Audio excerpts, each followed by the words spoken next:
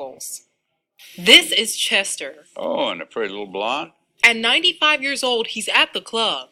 That is amazing. And this is his view. He's front row watching Frank Sinatra perform.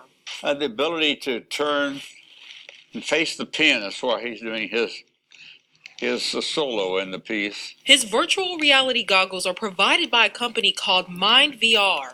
Okay, that was a very interesting experience. Chris Brickler is the co-founder and has worked to bring virtual reality to the senior community. So we kind of came together and said, well, what if we created a really innovative solution for seniors in virtual reality?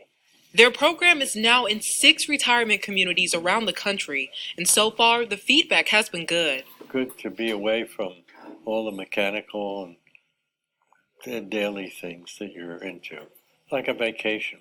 Now in seconds, this family room can instantly transport these seniors into an alternate reality. And we've got a front row seat.